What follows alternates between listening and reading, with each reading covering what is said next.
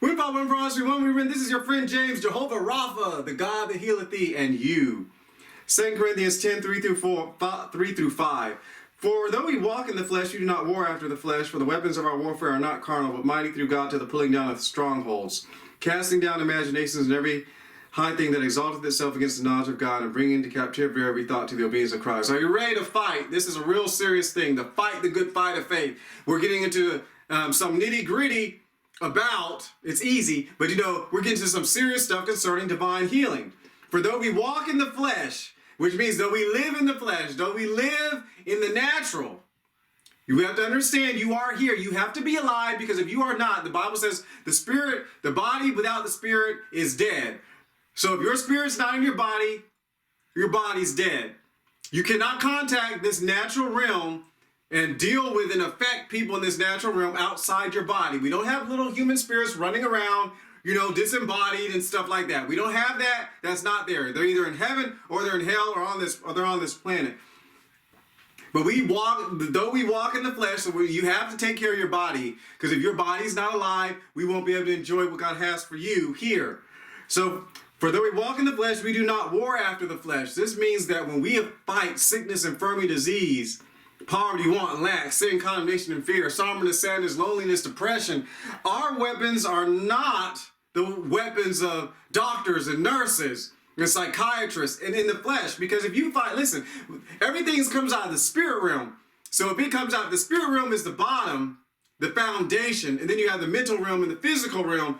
If you ignore the spiritual realm and you try to just fight dieting just in the flesh, you might miss it, because it might be a mental thing you need to address, or it might be a overeating spirit, a gluttony. Same thing with sexual morality. You cannot fight a seducing spirit in the natural.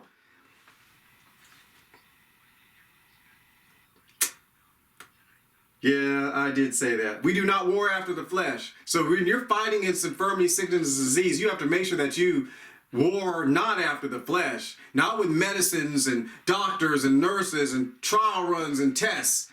And trying to find a miracle drug and natural cures and home remedies. You have to, it says we don't. Though we walk in the flesh, though we live in the flesh, though you do have a human physical body, we're not supposed to war after and act like the flesh when it comes to trying to solve our problems. Because you are a spirit, you have a body, you live in a body, you have a soul. But though we do not war after the flesh, for the weapons of our warfare are not carnal. It says, for the weapons of our warfare are not carnal. That means not earthly, not regular, not fleshly. The weapons are not carnal. Like when Hitler was going to invade one of those countries, they had some prayer going up inside of, England, and he didn't invade that country. He just woke up the next day and decided he wasn't going to invade it. Our weapons of our warfare are not carnal, which means they're not natural. They're not things that decrepit, that can fall apart, that can rust. They're not in the natural. We're not fighting fire with fire. We're fighting fire with the laws of physics in the universe. We're fighting fire with the one who created it. For the weapons of our warfare are not carnal. So when we are fighting a good fight of faith, we have to make sure we do not lean on natural things. Our fight has to be in the spirit. God tells you to take medicine, take it, but you'd have to be taking it in faith, which means you're not just taking it hoping it's going to work. See, the fight, that weapon you're using with that medicine is faith, which is a spiritual weapon against infirmity, sickness, and disease. Same thing with doctors and nurses. When you're praying for, a good surgery or procedure to be done, you're adding the weapon of faith into the situation. But mighty through God to the pulling down of strongholds. For the weapons of our warfare are not carnal, but mighty through God to the pulling down of strongholds. So through God, the weapons that we use are mighty to pull down strongholds. What is a stronghold? Is when you read the old stories about castles and kings. They go into this big building that's all fortified with rocks and stuff, and not rocks, stones and brick and mortar, whatever, that the enemies could not get into. That's a stronghold. We're talking about pulling down strongholds. See, doctors may be fighting, the flu or whatever, but they don't understand. They might be fighting an actual spirit, spirit of infirmity. And you can't deal with the spirit of infirmity with a vaccine or anything like that. Can't do it with chemo, radiation, or anything like that.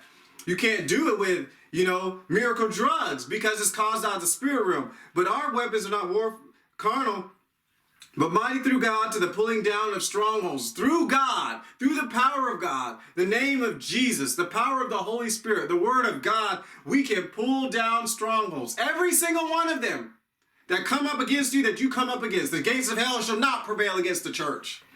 See, if you're here and the gates of hell are here and their deliverance is here, if you are just a doctor without asking God, which is why doctors need to pray and nurses, y'all need to be filled with the Holy Spirit too. If you come up against the gates of hell and you're trying to get this person's deliverance, you're not going to get through. But with the power of God, you can get through to it. Casting down imaginations. This is the things that we do. This is the weapons of our warfare are not carnal, but mighty through God to the pulling down strongholds. Casting down imaginations. What are imaginations? That's the stuff that people come up with. Stuff that comes outside from the outside. When most people get ideas, when an idea comes to them, a thought comes to them, it's external. People who are not following God, especially folks who really hate God and want to change the way society is, want to pretend to you that every single thought that you have came from you. But that's not true. Not every thought you had comes from you. It comes from the inside. It can come out of your mind. But there are many times it's something external. Imaginations. It could be a demon talking to somebody or a doctor. There's no way. There's no cure. You're not going to make it. That's an external imagination. You need to get your information from God. God told Adam and Eve, who told you were naked? He asked Adam, who told you were naked? So we're talking about imagination, stuff people come up with. I mean, some doctor says so-and-so number of people are going to get this disease. This thing's infectious. Everyone's going to get it. I heard people say that before. I actually heard someone say everyone's going to get something. And of course everyone didn't get it. But, that was an imagination. But we have to cast down imaginations. When you come up with something against the word of God, you need to cast that down. Someone lies and says miracles are not for today. That's a lie. You need to cast that down, because if you don't cast that down and accept it, your miracle is going to pass you by. Healing's not for today. God uses doctors and nurses. That is a gross insult to the kingdom of heaven. God can use doctors and nurses to have mercy on people, especially the ones who refuse to believe in divine healing. But you cannot ever say God does not heal today. That's an imagination that rises up against the kingdom of heaven. Say tongues are not for the church anymore. Tongues have passed away. What Jesus said, you're not allowed. The end of Revelation says you can't take stuff out of the Bible and not get in trouble.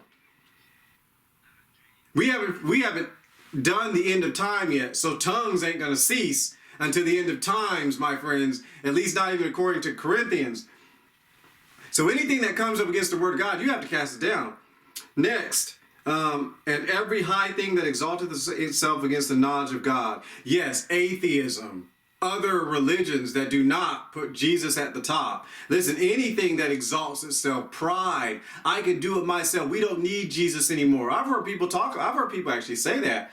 They don't need God anymore. Oh, we got enough money in America now. We don't need God. We don't need to pray. The Bible says the fool says his heart there is no God. But even in Deuteronomy chapter 8, it says that don't forget it's the Lord thy God who's given thee the power to get wealth, that he may establish his covenant. When you live in your Cecil houses and live with, you have the fruit of all the vines of the tree and fruit, live in all this prosperity, then you're exalting yourself up against the knowledge of God. Like, oh yeah, we come together. We don't need to execute people who rape or do fornication or adultery or especially murder, because we're moral higher standards than God. God didn't know what he was doing. We're exalting ourselves up against the knowledge of God. It says God created the world, but we know better. We don't want God to create the world. We don't want God. We don't want to submit to the King of Heaven. We want to just say the Big Bang happened and the primordial fireball or whatever else they came up with before that now, where they're trying to figure out what happened. Without God, it's coming up against the knowledge of God. This is serious. You have to use the weapons of our warfare are not carnal, but mighty through God to pulling down. It sounds odd, but that exalting yourself against the knowledge of God also includes and leads to people having to deal with sickness. Because you got someone exalt themselves against the knowledge of God. The God says he created the world and he's the healer. Imagine some sinner saying, God, it didn't create the world. Well, that knocks out divine healing. God doesn't exist. That knocks out access to God for someone who could easily have gotten healed of cancer or AIDS. Same thing with miracles that passed away. That evil concoction has exalted itself against the knowledge of God. Oh, you can't lay hands on the sick. That stuff exalts itself against the knowledge of God, but it leads to the grave for many people who are believing and trusting their pastors. And bring into captivity every thought to the obedience of Christ. Bring into captivity every thought. Now this is every thought that comes to you, you have to bring it to the captivity of Christ. Especially if you're for divine healing, you're believing for healing, or if you're believing for prosperity, you have to bring it into captivity. That's every thought to the obedience of Christ, which means you could really, it's simple enough, just bring it to the Lord. Jesus, what do you think about that? Jesus, what do you think about that? Bring it to the obedience of Christ. If Jesus says, you know, out of your belly shall flow rivers of living water, and he spake of the Holy Spirit, which they should receive, then that means anything contrary to that statement about being filled with tongues with the evidence of speaking, filled with the Holy Spirit with the evidence of speaking in tongues, has to be brought into submission to Christ. Christ is the head of all principality right now.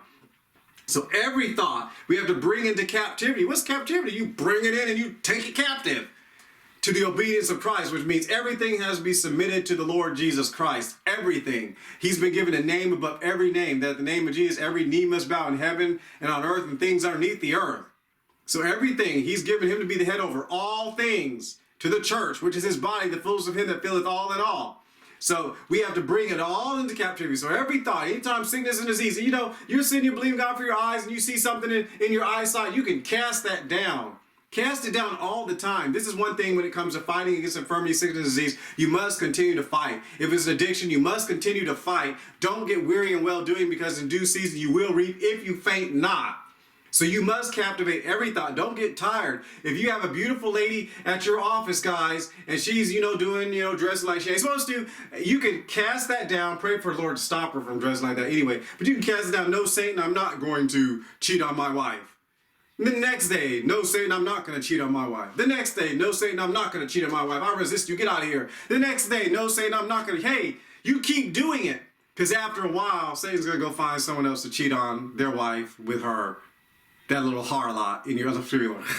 That adulterous woman. Because you will have cast it down. It's not, I guess one of the main things you have to realize is not going to last forever. The fight of faith is not always going to last forever. Don't think it's going to, and that's why people get weary in well-doing. They're resisting the devil, they're resisting infirmity, sickness, disease, then they get tired after about 6 or 7 days, if it takes that long, but you know, or tired after 2 days, if it takes that long. But what it is that the reason why people give up is because the devil's lied that imagination that is not working. But it is working, and you must walk by faith. We must look at the things that are not seen, not the things that are seen. It is working, and that's how people end up getting weary and well-doing, because ultimately they give up because they don't believe they can win. Just like a fight with a boxer. You just don't believe you can win. For though we walk in the flesh, we do not war after the flesh. For the weapons of our warfare are not carnal, but mighty through God to the pulling down of strongholds, casting down imaginations, every high thing that exalted itself against the knowledge of God, and bringing into captivity every thought to the obedience of Christ. Let me be.